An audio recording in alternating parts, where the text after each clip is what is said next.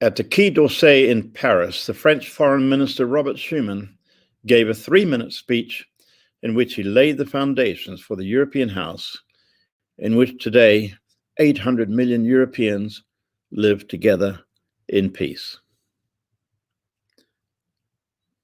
This was the defining moment of post-war Europe, for it launched the European movement for peace and unity that has led to today's European Union. So welcome to this month's Schuman Talk, where we discuss issues we face in Europe today in the light of Robert Schuman's vision for a community of peoples deeply rooted in Christian values. And today we have a special guest, a friend and a colleague, Jim Memory, who's going to be talking about a report he has just released called Europe 2021. And I would like to encourage you, if you want to download this report while we're talking, Google 2 words, Vista and Europe 2021. Vista, Europe 2021. And you may want to have on the side of your screen this report as we go through it. So welcome, Jim. Wonderful to have you on the Schuman Talk. It's great to be with you. I've been describing your report as really an evangelical rarity, because what you have done in this report is lay a framework that is so usable for many missions, churches, organizations, to understand the context of our mission here in Europe. And too often we've neglected some of these the factors that you're bringing in and putting under our noses, as it were. And it's such a readable and usable report. I hope it's going to be picked up by leaders all across Europe. And I've been encouraging my fellow YWAMers that we use this document as a way of understanding what are the challenges facing us today. And so, but before we get into the report, tell us a little bit about yourself. Where do you work? Where do you come from? And what is your interest in Europe? Well, thank you for that fulsome introduction. It's a pleasure to be with you, as you say, Jeff, friends and colleagues for many years. But as you can tell from my accent, I'm originally from the UK. I'm from England. But I came to faith through American missionaries to England. So in a sense, I'm a little bit of a product of mission in Europe, as much as I talk about it. And they led me to the Lord, and I did my early discipleship with them. And then I went to the States as part of my degree. And while I was there, I got really challenged about the unreached that was still present around the world. That led to a visit with my then girlfriend, who was Chinese, to Taiwan. And I went out there. That was a fantastic experience. Came back really fired up for church planting, for mission in Asia. And the relationship didn't prosper, but the seed that had been sown in my heart really about mission really did. And subsequently, I met my wife, Christine, and we applied to All Nations Christian College in the UK to train, in our minds at that point, to go to East Asia. We had connections with OMF and made a visit for 3 months to the Philippines. But that visit was a bit different to the previous one. The 3 months in the Philippines really opened my eyes to the rapid multiplication of the churches that was taking place in Asia at that point. And coming back to Europe afterwards, the striking realization that Europe was in a very different position and was very needy. So we began our studies at All Nations College and found ourselves getting more and more frustrated when each week there would be a visiting missionary speaker from Africa, Latin America, Asia, never anybody from Europe. And we were getting more and more indignant at this until we realized, well, maybe that was the Holy Spirit guiding us. And so that was really the moment when we started to inquire about mission agencies working in Europe. We discovered ECM, European Christian Mission, who we eventually went to Spain with. But there was very much a sense of a call to Europe, then a joining of ECM, and it was through conversations with ECM that they actually encouraged us to go to Spain.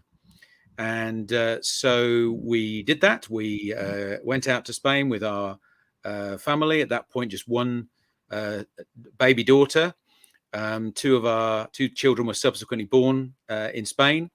And we joined the church planting team there in Cordoba in the south of Spain, and worked with ECM from 1994 until 2008 in frontline church planting. We then came back to the UK for what was going to be a sabbatical of 6 months. It turned into 8 years when I got more and more involved in mission research, mission leadership, teaching about mission in Europe. That's the time that we met each other. And then we returned to Spain in 2017. And so that's where our base is at the minute. But we have a Europe-wide ministry now. Now, you developed a course at Redcliffe College where you were teaching on really missiology for Europe. That, again, is another evangelical rarity. I don't know of any other similar course being offered in Europe. Tell us a little bit about that, and where is that being conducted from? Yes, that's right. So the originator of that was actually Daryl Jackson, and Daryl had the idea for a Europe-focused mission masters. Daryl then promptly left Europe and went to Australia, and I picked that up, and I taught that since 2012. So it's been with Redcliffe College all of these years. Redcliffe has now become part of All Nations College, and that MA has, I think, really trained maybe 20-25 reflective practitioners, people that have are making a real contribution to original thinking about mission in Europe. So it's not really meant to be training PhD candidates. It's to help busy mission workers, mission leaders who really want to get into the depths of understanding the context of Europe, because it is challenging. It isn't easy to get to grips with.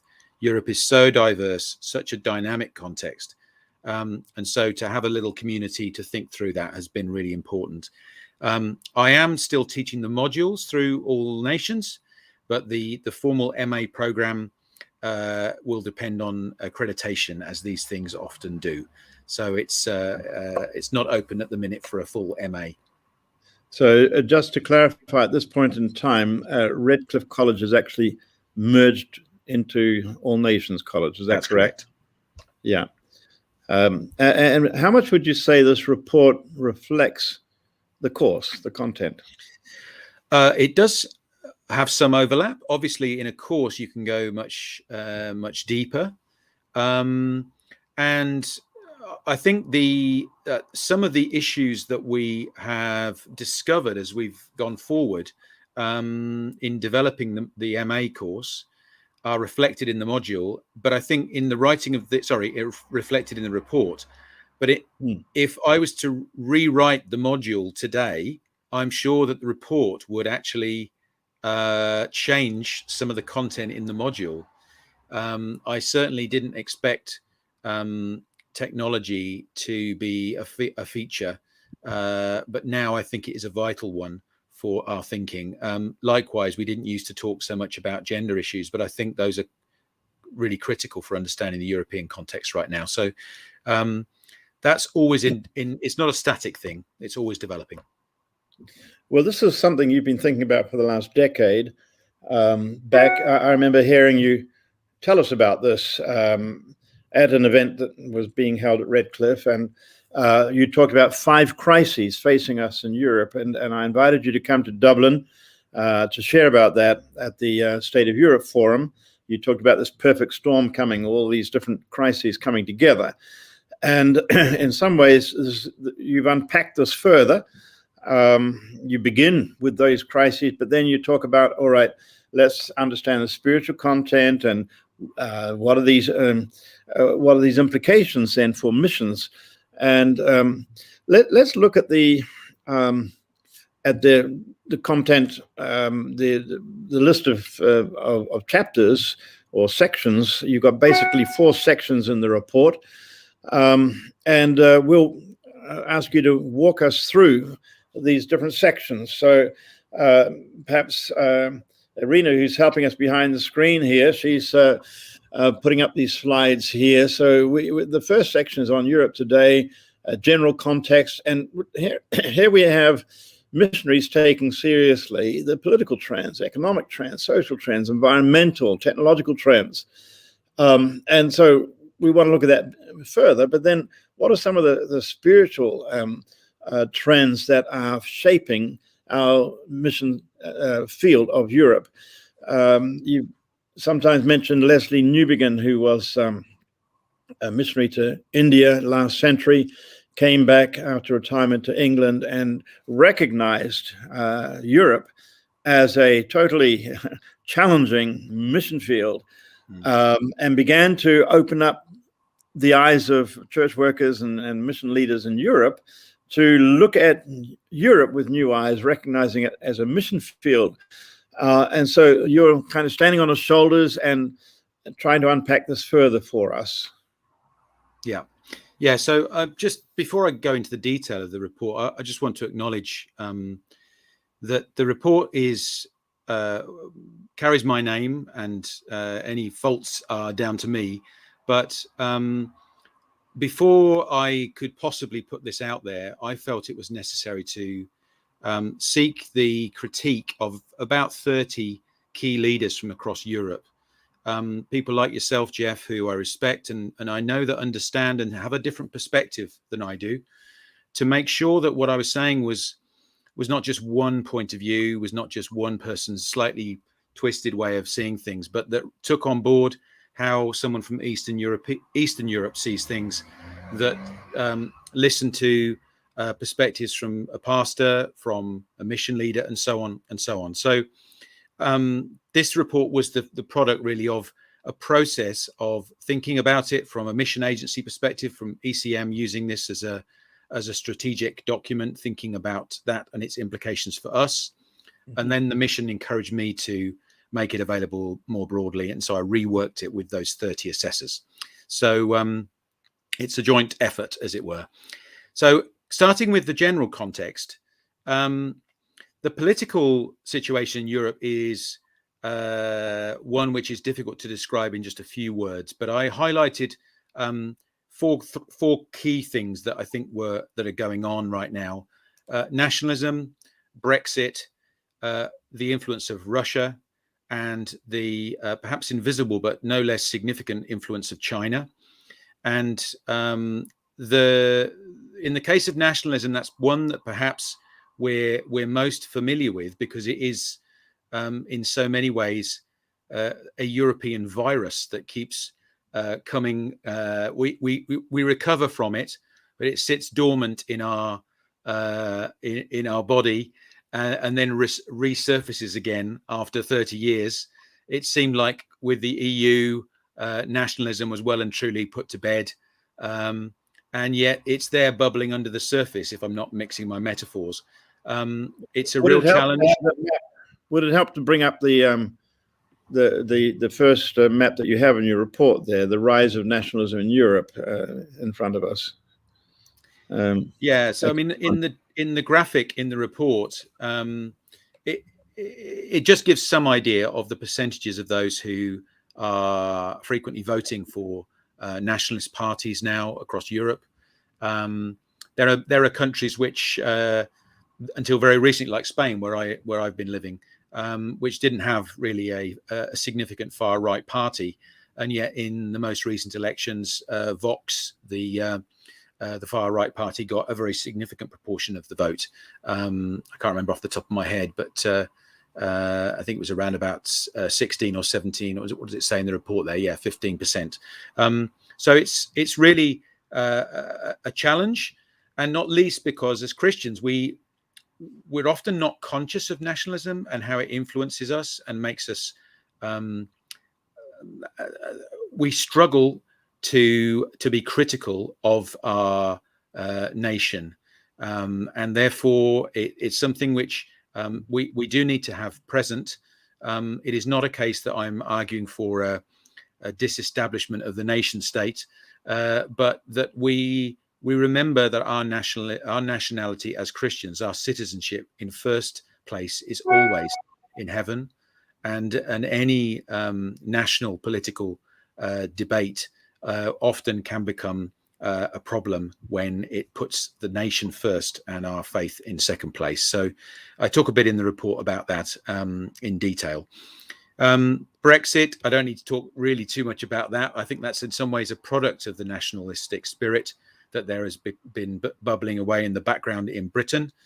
And Russia too is very much nationalism in the background, pushing the fear of the other, in this case the fear of the EU and of encroachment further to the east, causing the rhetoric around the nation to be a way of making sure that everyone stays on board. Often fear, and the fear of the other, whoever that other might be, whether it's migrants, whether it's EU elites, or whether it's the liberals of Western Europe. All of those things can be used to strengthen the identity of the nation around the figure, the leading political figures that wish to use that rhetoric. Jim, can I try to articulate a question that I think some people may be having listening to you right now? Really, does this have anything to do with missions? Is this not getting sidetracked by the social gospel? Why do we begin here? Well, we begin here because we can't escape from it. We live here. We live in Europe. We live in a context where political argument is there in the debate. Jesus had that same challenge in his day, and he had to carefully address his message in a context, not getting drawn into the debates around whether Caesar we should obey Caesar or not, pay our taxes or not. He was very careful not to line himself up with the Jewish zealots, but rather to call the Jewish zealots out into his group of disciples, and that's the challenge that we face. We can't live separate from the nations that we live in, but we should always live respectfully. We should always live praying for our leaders, praying for our presidents and our prime ministers, but doing so with the optics of the kingdom, not with the optics of this world. It reminds me of something Leslie Newbegin said. Europe is not filled with secularists with no gods. It's filled with pagans who have many idols. Yeah. And a few months ago in the Schuman Talk, we talked with David Koisis, who had written this book on political visions and illusions. And he shows that all these isms are idolatries because they're taking something of God's good created order and absolutizing them, whether it be nationalism, whether it be capitalism, whether it be socialism, whether it be liberalism, even democratism. And so therefore, our task of missions, and later on you talk about redefining mission, is to topple all these idols because there's only one true God. Amen. That's right. That's right. Okay, I interrupted you there. Let's keep going. No, let's keep going. With respect to the economic situation, I don't want to be too catastrophistic, if there's such a word, but we're addicted to debt in Europe, and our way of approaching situations is just generally to borrow more money. We borrow, and we borrow, and we borrow, and we find ourselves in a situation, both as individuals and as states, where it appears on the surface everything is fine, but in reality, we are very much indebted, and we need to recognise that that's a weakness and a problem, and respond accordingly.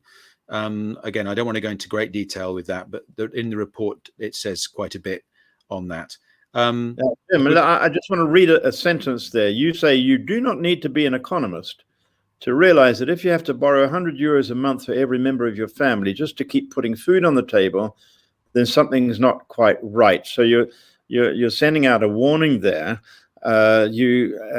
I don't know if we could have that graphic that shows the line of growth, but you compare that with the heartbeat. Do you want to Well, unpack I that? compare it with blood pressure rather than a Oh, heartbeat. sorry, But, blood pressure. Yes. it's an imperfect analogy, but it gives you some idea that swinging around is not a great idea with respect to GDP. But the second chart is the one that's most sobering of all in some ways, which reflects the amount of money that the European Central Bank has been pumping into the economy. That's the reference to the 100 euros a month. That's basically, we're borrowing money through the quantitative easing program to keep the economy stable. And I just read this week that apparently the Germans are less favorable now towards further quantitative easing measures, which will have an impact on the Mediterranean states in particular, who are depending on this for their balance within their economy. So we do need to be aware of that. And more than anything else, again, it's making Europeans turn their lifestyle into an idol, and serving that idol by means of borrowing more money to keep up their standard of living. This is something which we need to be aware of, but also I think we need to be ready for the day when things turn, with the message of hope. That hope is not found in these things, in prosperity, in this material world, and so there's a need to be aware of the tomorrow in this. Yeah, I think a lot of Europeans are skeptical about whether or not we have good news to tell. Is it good, and is it news?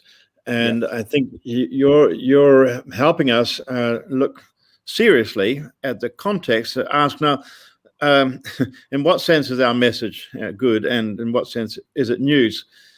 And most of us find it very, very difficult to decipher, what's really going on. We're being bombarded on all sides with so much news, but that's what I really appreciate about this report, is in a very concise way you've given an introduction to, okay, here are this is the general landscape, and one of the big areas where things have been changing is in the social trends as well. Let's look at that. Yeah, so social trends, there are three that I highlight in the report: migration, birth rates, and the issues around lesbian, gay, bi, and trans issues in Europe. With respect to migration, the face of Europe has changed in the last 50 years. 50 years plus ago, Europe was a place that you migrated from. People left Europe. They went to the New World. They went to America. They went to Australia, and so on. I don't know where your family originated from, Jeff, but I guess you're only a tiny little bit Maori, if at all. No, I don't have any Maori blood, but a little bit of Indian even. Okay. But your family didn't originate from New Zealand. They migrated. Norway, Vikings, down to the Orkneys, down to Normandy, and then across with William the Conqueror to England. There you go. But we have this relatively new reality, really, since the Second World War, of people migrating into Europe. That is in our living memory, that change. And we now have a Europe which is very multicolored, and it's difficult to find anywhere in the west of Europe, anywhere where you will not find very significant migrant populations, and even in some of the eastern countries, surprising small groups as well. So migration is a key trend, and some of the reason for that migration is a long period of low birth rate. Now, I don't know if you can go back to the birth rate slide. This indicates across the countries of the EU, the birth rate. You will be aware, I'm sure, that replacement level is 2.1. So every single country within Europe below replacement level, and some countries, particularly along the Mediterranean, at really very worrying levels. and have stayed that way for some years. So we have this extraordinarily aging population in Europe, where some countries are faced with a demographic pyramid that looks less like a pyramid and more like a kebab. It's it's almost balanced across all of the age range. It's a challenging thing to think about, because we normally think of the young as the future, and of course they are, but our immediate future is of an aged European population that is rebalanced by an increased number of younger non-European migrants. And so if you go back to the other sheet, the other graphic, which projects the future populations, you'll see that the countries that have a growing population are in the west of Europe.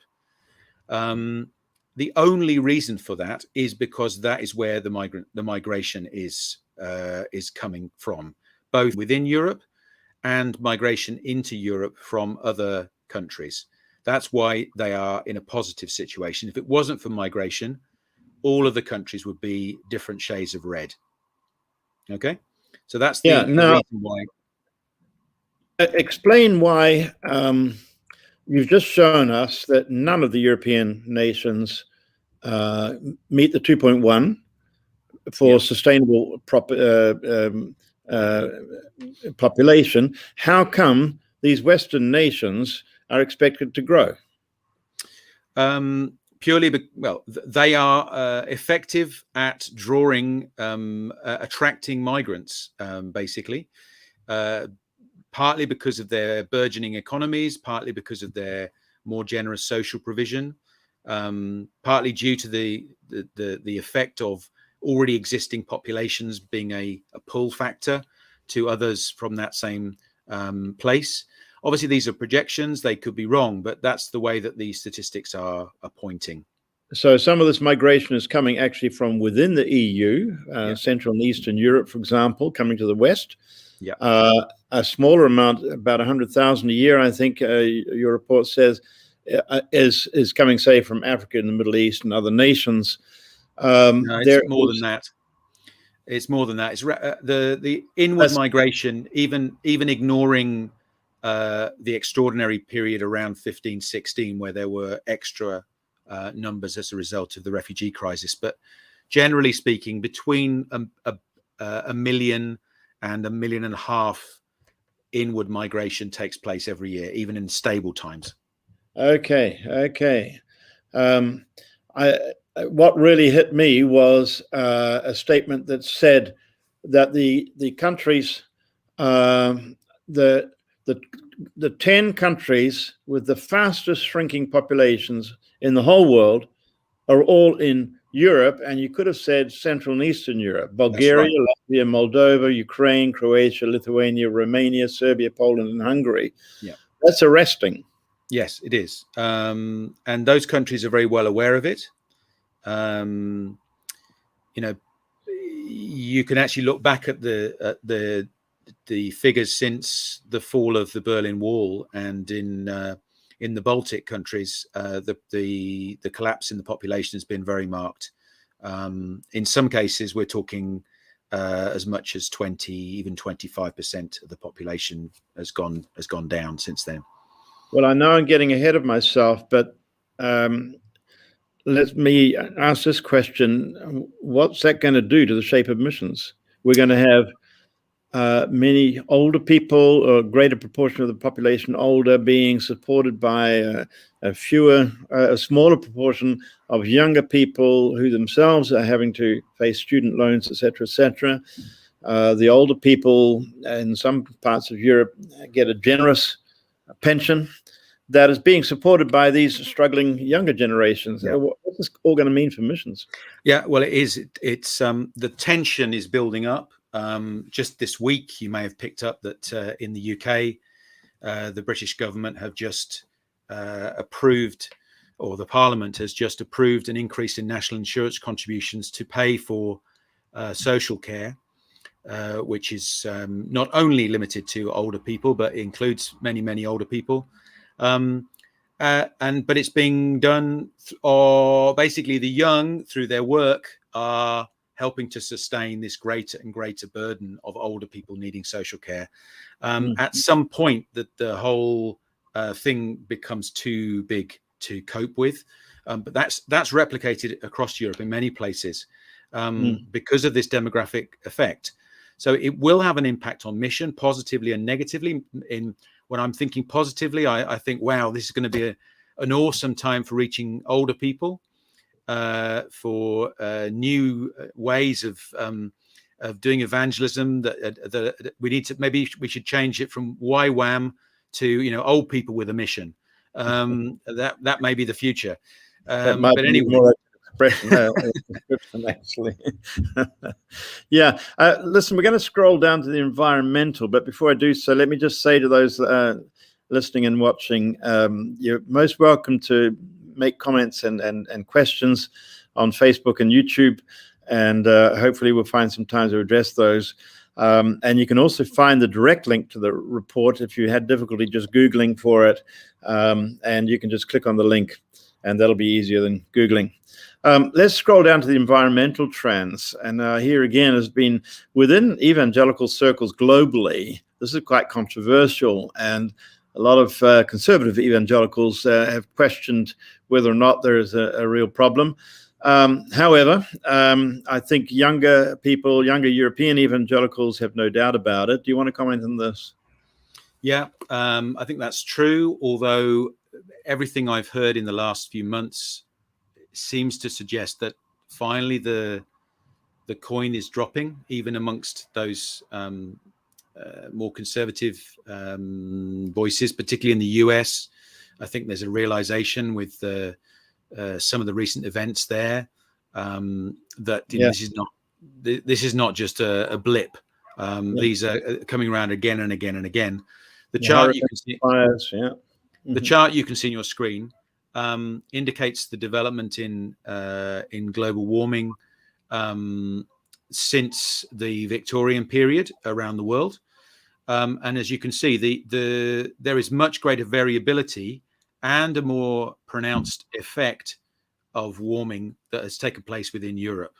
There is a whole study center set up to research extreme weather events, and that they are saying that that we're having more frequent and more extreme weather events. We tend to think global warming is all about hot, even hotter summers, less cold winters. What it actually often translates into is flooding, and that's something we've seen very recently in Germany with just extraordinary scenes. Holland, in the Netherlands too, Belgium as well. So we don't need the charts tell one story, but what really tells the story is what you see on the ground when those things happen. And again, I think we do need to as Christians have a gospel, preach a gospel that's not just a gospel of the New Testament, but one that takes on board our mandate to care for God's world, and that recognizes that the gospel begins not with the birth of Jesus, but with the creation of the world, and that's that type of big gospel. Yeah. Now, we want to get into all the missional implications and how this is helping us to redefine missions and so on, but just a few comments about the technological trends. Yeah, I'll be very brief on that. I mean, I think the impact of technology on society is unquestioned. We wouldn't be able to do this without the information technology that we're all using right now. But one of the things I highlight in the report is a thing called the illusory truth effect, which is the way in which our epistemology is changed by means of our digital engagement today. So when we see something on our phones, when we see something on a screen, in some way we believe it in a way that we don't when we see it with our own eyes. And we're quite willing to believe unknown experts that we read about on Facebook in ways that we would never believe them if we met them in real life. And because something is repeated again and again and again, we think it's true. And so the conspiracy theories and so on affect us. And I think the other aspect of this, of course, is the impact it's had on our mental health, particularly amongst young people. And again, that's something I highlight in the report. So technology is having a big impact on our context, and we need to bear it in mind as well. Okay, Jim, you all the way through your report, you are also referring to the impact of COVID. You said we cannot look at the missionary challenge without seeing the impact of COVID. So just in terms of these five secular factors, shall we say, what are some of the implications of COVID? Okay, well, again, it's too many details to just rattle off now. But I think what I would say is that COVID has been an accelerant on many of the issues, processes that, for example, take the technology one. The digitization of life was accelerated massively by COVID. So suddenly churches that had previously got very little in the way of online presence went on Zoom overnight, back to the old generation again. You know, your granny who you didn't know thought tablets were things that you took before you went to bed is now communicating with her grandchildren naturally on a tablet. That acceleration has happened across all of those things. So I think it's accelerated the impact of Brexit and nationalism. It's accelerated the economic situation, and so on and so on. So look at the report and you'll get the detail of that. So in some ways we're going through a revolution on so many fronts. It's like if we don't change our way of doing things, it'll be like going back to before the Reformation and continuing on as if the printing press hadn't been invented. We've just got to understand all the changes that are happening around us in order to be able to engage effectively. Now, what are some of the spiritual transformations that are happening? Yeah, well, the all of the previous might seem very negative, okay, but the politicians have a saying which you should never waste a good crisis.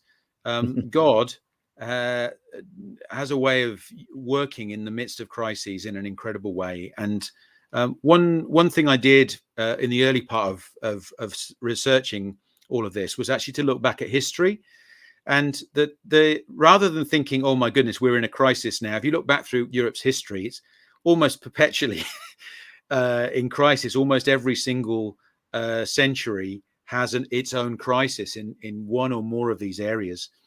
And yet often the church thrives in those circumstances. And this is certainly not a moment for fear. It is a moment to be expectant to what God is doing. And so in the spiritual chapter, what I've really emphasized there is for us to have our heads up to see what God is doing. Yes, there is a continuation of this process of secularization, which is often talked about, churches closing, buildings being repurposed, and so on in many countries across Europe. But increasingly what sociologists are realizing is that alongside that secularization is a desecularization, an almost paradoxically opposite process taking place often in the same place at the same time. One church closes down, and just down the road, another church starts up. Many of those are migrant churches as a result of the inward migration that I referred to previously. But not only due to that. And there are a lot of new things going on around Europe. I highlight a number of them in the report. So we often fall into the trap of putting all of Europe into one box. People from outside Europe will say, well, Europe is a secular continent. It's not. you can't really even talk about a city being secular anymore, because much of the desecularization that's taking place is actually occurring in cities. That's where the migrant churches predominate. And so if you look at the big capital cities, you'll often find that that's where the major numerical growth is taking place. So you've often got secularization and desecularization taking place simultaneously. Alongside that, of course, we have the reality of Islam. And in the report also, I think I put a chart up which shows a little bit the current statistics with respect to Islam. Just over 5% of the European population is Muslim, but in some countries it is significantly higher than that. Approximately 10% in UK, Belgium, France, Germany, and a little bit less in the Netherlands. So we've got high percentages in some countries, and of course in some cities the percentages are much higher still. So there is a need to recognize that reality and to ask ourselves, well, is this God's judgment or is this God's opportunity? And one of the things that has taken place often under the radar has been the conversion of many Muslims to Christ, particularly from certain populations. The Iranians, the Persians have over 1,000 groups in Germany alone. Just an extraordinary turning that's taken place amongst them. So the growth of Islam in Europe is a challenge.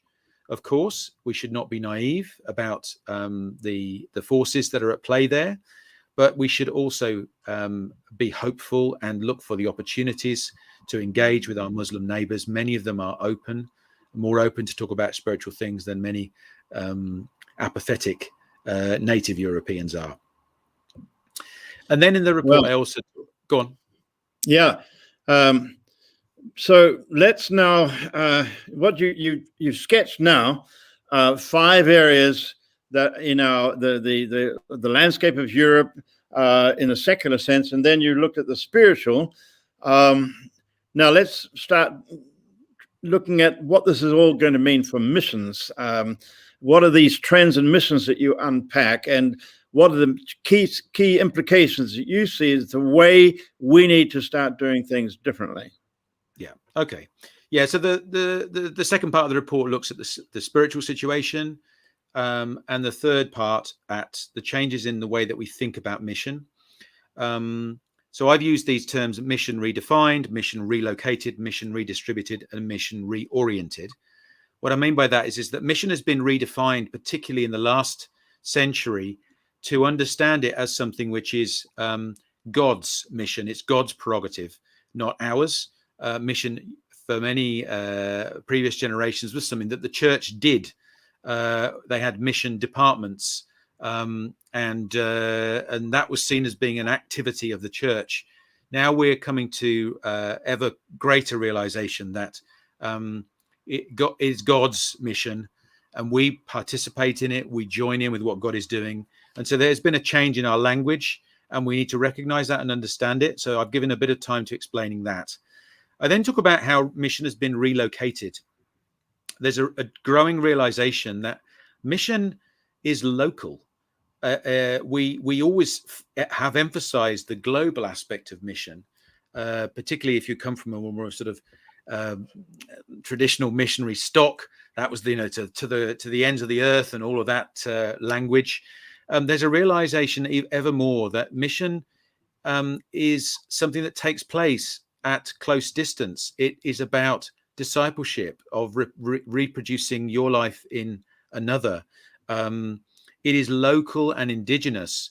It is mostly done by not by the big name speakers, but by not invisible people, but people who you don't know, but who are reaching their neighbors, who are serving their churches, and that's how the church is growing. So in many ways, this is my call to contextualization, a radical reorientation of mission around the local church, and hopefully an encouragement to everybody that they are the whatever your front line, wherever you're living in Europe, God has a purpose in what you're doing, and you being there. You do not need to go to Africa to be a missionary. You've all heard that before, but to realize that God has a mission purpose right where you are, and that refocusing on the local.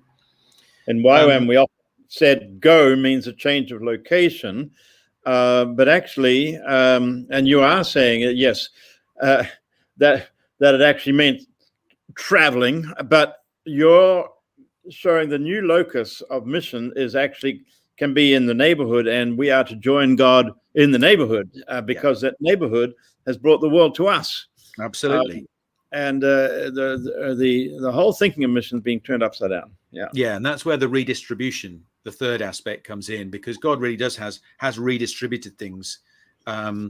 Mission is the task of the whole church, diaspora churches, and native European churches, if I can use that expression, to work together, collaborating together in new ways to reach this generation of Europeans. If we were depending on the mobilization through traditional mechanisms of mission sending to mobilize the churches of the majority world to send missionaries in the normal paradigm to Europe, it wouldn't work. But God has done it in a different way, and he's brought them here to be part of our towns and cities, to be worshiping alongside us. But we do need to do more than we've currently done to help them to contextualize. And that's something I probably more than anything else, I really would emphasize that within the report. Yes. It is a call both to diaspora church pastors and native European church pastors to collaborate together. Now, you talk about mission reorientated or reoriented.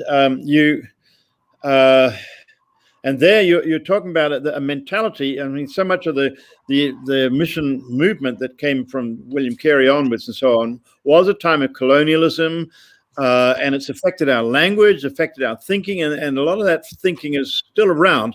What do we need to reorientate in our thinking about missions?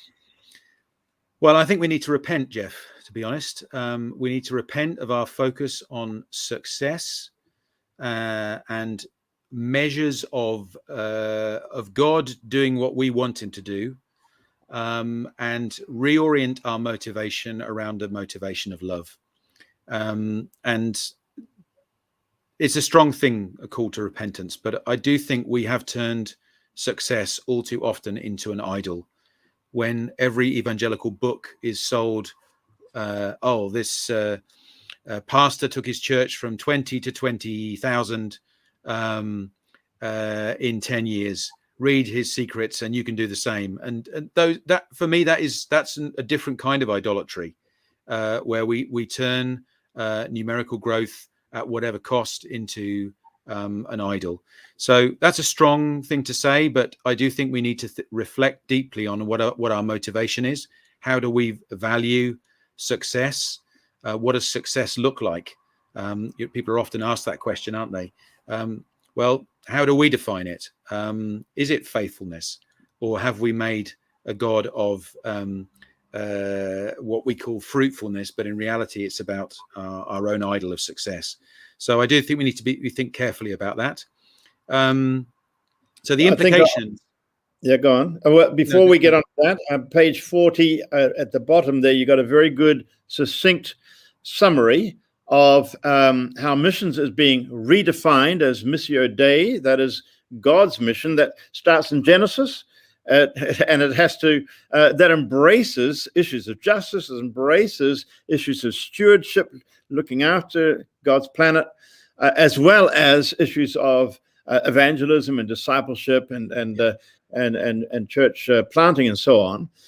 You talk about mission being relocated to the local and the indigenous, mission being redistributed, a shared task for the commonwealth of God's people, partnership, fellowship are words you're using, and then mission is being reorientated, I'll use the English there, to motivation by love, not strategies for success. So thank you, that's very, very helpful.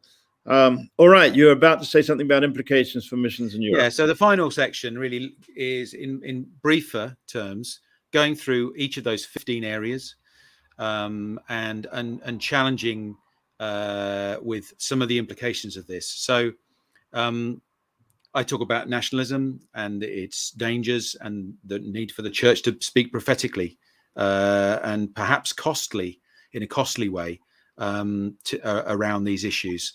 When was the last time there was a sermon in your church around the dangers of nationalism? I think that's one of the issues that we do need to be more aware of than we currently are. It also raises issues around mission mobilization and how we're going to be, are we going to be as able to move around as we have been doing in Europe? In some cases, the borders may go up again. With respect to the economy, I'm arguing that we need to encourage our young people to be more entrepreneurial and actually be thinking about starting businesses that might replicate a little bit like the Victorians did, that call to be engaged in their communities, start jobs that would provide jobs for others. God gives apostolic gifts to the church, not only for use in church planting, but also for those same gifts to be used in his kingdom in building businesses and so on. And I would love to see more Christians in business as well. With respect to migration, I think we need to recognize these demographic shifts, support the army of migrants who are taking care of our elderly, and realize that is a frontier for mission as well, but also to develop a better theology of the body that enables us to speak more powerfully into the whole issues around gender, and that's an area where I would certainly not call myself anything of a specialist, but I think that is one of the key things that we really do need to be thinking more carefully about. Yeah, I agree. I think the theology of the body is something we're going to have to look at much more closely. There has possibly been a widespread seduction throughout history in the body of Christ of a Gnosticism, which denigrates the body as opposed to the spirit. And so we put the spirit above the body. And because of that, in all sorts of areas, we have to relearn to love our body. Nancy Pearcey has written a book called Love Thy Body, which is trying to address this very issue. John Paul II has written quite a bit about theology of the body as well. So I think it's a subject we'll have to get back to. Absolutely. With respect to the environment, we're living it now. Maybe when in 2013, when I said some of the things I did around climate change, that was still future. This is not future anymore. No. We need to be doing stuff right now. We need to be lobbying, and we need to be rethinking our actions. Those of us who are involved in mission leadership, COVID has forced us to not fly everywhere. Maybe we should rethink whether we need to fly anything like as much as we do. In respect to technology, I think the need for, again, a more robust digital theology to in a way the same thing. When was the last time you heard a sermon around the dangers of the phone and digital theology and so on? So the mental health implications of this for our young people, and not just for our young people, for many people of our generation too, are very significant. I think we will look back on this time, and there'll be lots of studies done on the impact it's had on humanity, our connection in such a direct way with technology. And I think that's something we need to think about our theology. So that's why. Okay. Go on. Yep. With respect to the spiritual ones, I think being brief here, we need to realize that the thing that most of us are wrestling with is not atheism. It's not Dawkins that we need to worry about. It's the indifference. It's the can't really be bothered attitude which is more prevalent in our day. And the way that we preach the gospel, the way that we do apologetics, needs to bear that in mind. Often our apologetics is focused on convincing arguments against atheism. But what if somebody just doesn't care? Now, of course, when they say they don't care about that stuff, it doesn't mean they don't care about anything. They do care about things.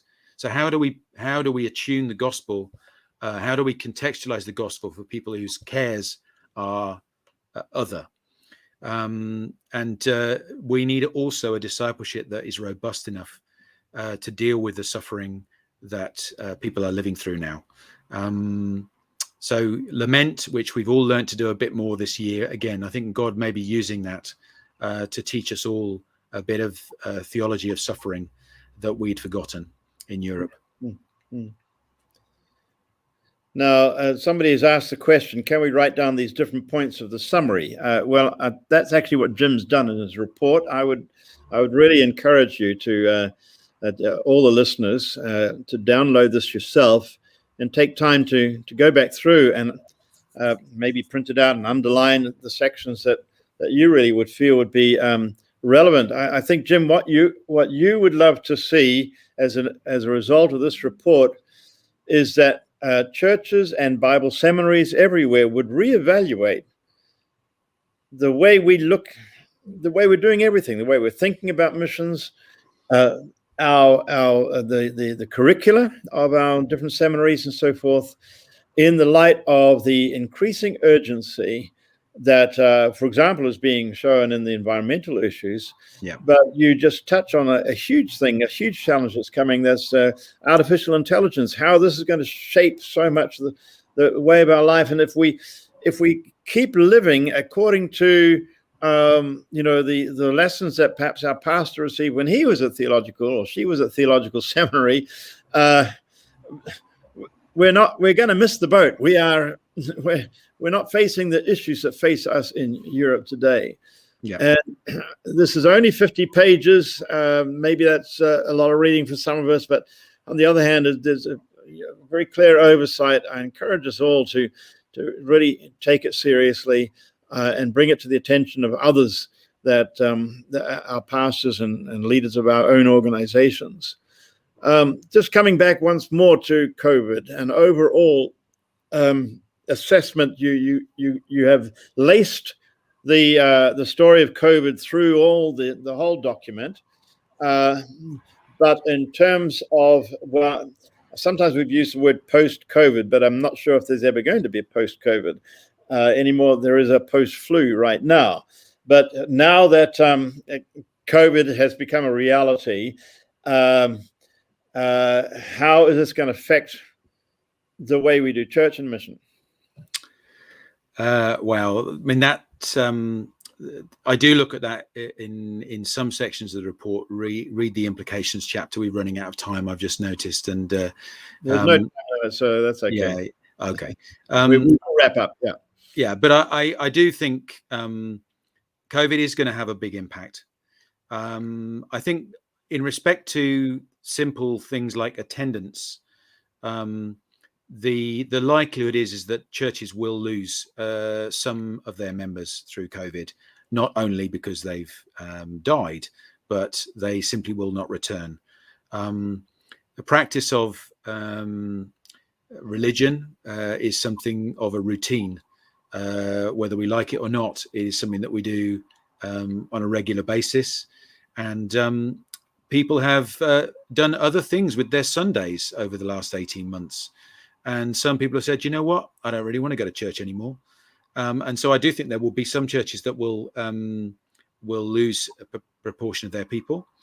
Others have been very good at innovating around it and finding ways for people to connect up and continue in community. Those are the churches that will not just continue, but I think will prosper. But I do think there's going to have to be some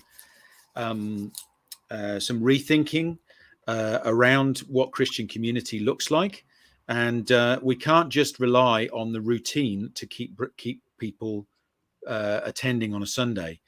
In other words, it's raised the question: is church something we go to at a certain time on a Sunday morning. Yeah. Is that really what church is all about? It's forcing us to rethink. Yeah, and with all of that, okay, rethink our mission. Yes, I mean, the Sunday was protected, not just because from the pulpit we were encouraged to make it special, but society also carved out for that day something different. Over this last generation, society has stopped making Sunday special. It's got more and more like every other day of the week. Yeah. There are more and more alternative activities out there. And it is, the church is often competing against sporting events or other social opportunities, even other communities that are calling on people's time. It is often the only time when people can meet their families. And if you're spread out across a region or a country, you've got to travel to get there. So, it's not just a case of saying, okay, well, I'll see you this afternoon rather than this morning. So, there are lots of social factors in all this. Yeah. Now, does this make you pessimistic, Jim? Well, we started with Leslie Newbegin, so I'm going to end with Leslie Newbegin. Leslie Newbegin was once asked that question, is he optimistic or pessimistic about the future of the church on a radio program? And he hesitated for a while before responding, I'm neither optimistic nor pessimistic. Jesus Christ is risen from the dead. Which completely didn't answer the question, but it actually said something much more powerful, because frankly, whether I'm optimistic or not, the only thing that really matters is that Jesus Christ is risen from the dead. That is the central event in history that changes the meaning of everything else. If Jesus was risen from the dead, then our hope is not in vain, that we have a gospel to proclaim in the darkness or in the light. And I was reading today Psalm 134, and Psalm 134 says, praise the Lord, all you servants of the Lord who minister by night in the house of the Lord. Lift up your hands in the sanctuary and praise the Lord. May the Lord bless you from Zion, he who is the maker of heaven and earth. And that phrase, those who minister by night, really struck me. This is the last one of the Psalms of Ascent. We can imagine the day before, the huge party there would have been, everybody, in the light, celebrating being in the temple at the end of this long pilgrimage. But there are some who minister by night, some who minister in the darkness. And those of us who are working in Europe today are working in a tricky, often dark situation. But we have a task to do. We have a gospel to proclaim. We have a message of hope. And that hope is no less real in the darkness than in the light. In fact, it's even more real. And no matter how challenging it is, and I don't want to compare our reality with that of the folk in the Christians in Afghanistan or Syria or whatever, their darkness is much more profound than ours. But even in our own personal situations, we can sometimes find ourselves without the words to express how we feel. And here in this psalm, we were encouraged to raise our hands and to have confidence that we'll be blessed from Zion, that blessed with God's presence. And so that's my prayer really for today and for always, that we will be faithful in the twilight or the darkness of Europe to this generation. And who knows what will happen as a result of our witness for him. But I do believe that God is working, and I hope this report is both illuminating but also encouraging. I'm not, as I've already said, a catastrophist. I have tremendous hope for what God's going to do.